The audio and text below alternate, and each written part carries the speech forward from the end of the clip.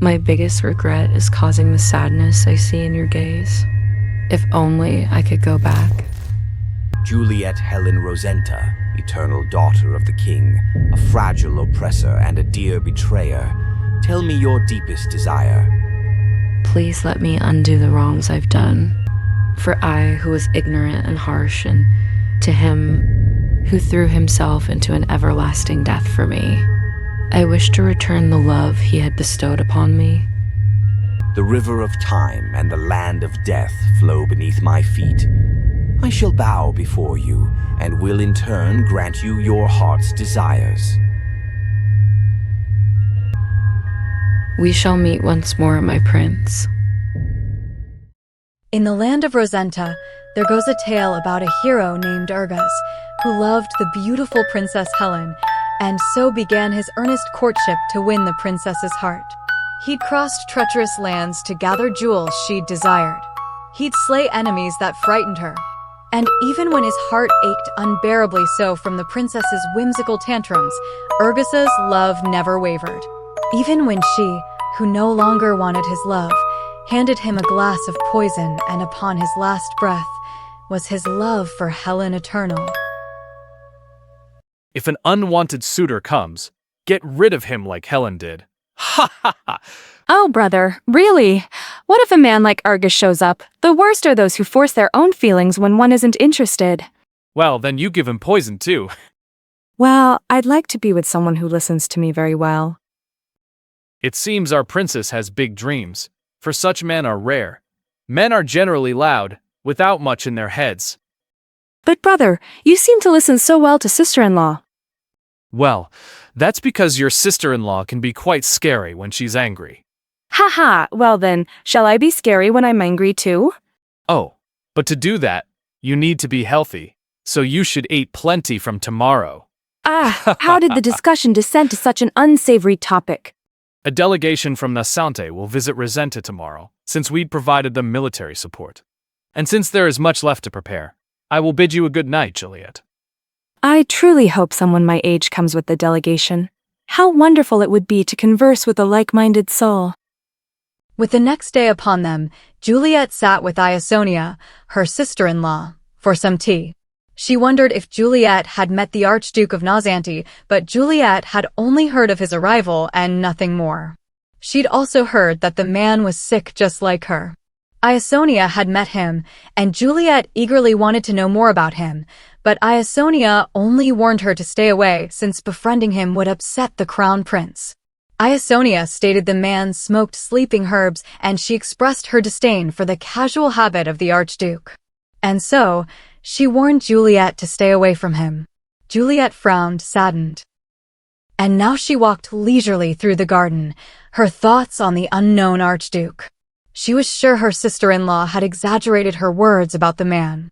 She walked slowly down the steps, and it was there she met a stranger in her garden. Who dares to step foot into the princess's garden? I am Juliet Helen Rosenta, the princess of this land, and you cannot enter without my permission. State your name and your intentions. My name is Enoch, my lady. The man smiled bashfully as he looked up at her with crystal blue eyes and stuttered out his name. Juliet didn't know it yet, but this was the man that would give her everything. Enoch, I've not heard of that name. And what of your last name? My last name is Let, my lady. Very well, Enoch Let. And what brings you to my garden? I've wandered about the grounds and have suddenly found myself here, my lady. Though I am ashamed to admit that now, I cannot find my way out. I have yet to encounter a servant who is unacquainted with the royal family's name, nor the intricacies of the palace grounds. The exit is over there. I extend my deepest gratitude to you, my lady. Farewell.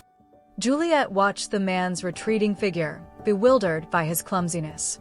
And back inside, she described the servant's appearance to her own maids, but appeared as baffled as they were, for they'd never seen a servant with white hair and blue eyes. The maids would let him know that Juliet looked for him once they found him, but her statement left Juliet stumped as she wondered why, indeed, she looked for him. She waved the maids off, lost in thought as she wandered about until she found herself actively searching for the man. But her search proved fruitless, for the man was nowhere to be found. And now in her room, she sat, getting ready to attend dinner, while Dreen tried his best to coax her into staying in. But Juliet was having none of that, as she stated that as a royal princess, she couldn't miss a single meal with the envoys. But Juliet had hidden intentions, for she'd hoped to run into Enoch, sure he'd be attending to his master at mealtime. She was sure that Enoch was in fact the servant of the Archduke. But soon she sat, her disappointment evident as the guests were informed that the Archduke would not be attending, as an urgent matter needed attending to. Now Juliet sat in her garden as she wondered about the elusive servant and mysterious master. She was sure sickness kept the Archduke away, and frustration ate away at her. But soon a second set of hands grasped the swing she sat on, and she turned to find Enoch gazing down at her with a gentle smile. Would you like me to push the swing, my lady? Good heavens! Surely you are aware that I have every right to chastise you for your repeated transgressions into my garden? I've wanted to thank you for giving me directions last time. Here, take a seat. You cannot understand the lengths I have gone to in search of you. Now then, how shall I punish a cheeky servant like you? But wait, you're from Massent. Tell me about your country. I've never left the royal palace, and since this is the place I was born, it's all I've ever known. Is there a particular reason? I was just too sick to leave the palace, and the royal physician advised against it. My brother also thinks I'd faint if I strain my body too much. If there is a place you would like to see, I will describe it for you. Then, I'd like to hear about the ocean. I heard the ocean is a striking blue, just like your eyes. That's not true, my lady. Judging by your reaction, I beg to differ. Now then, do you know how to dance? I do not, but I can learn if you so wish. No, you will only use this as an excuse to disappear once more. Well then, if it pleases you, will you teach me? Do you really believe you will learn well if I teach you? I will try my best not to step on your feet, my lady. Well then, show me what you are capable of, my good sir.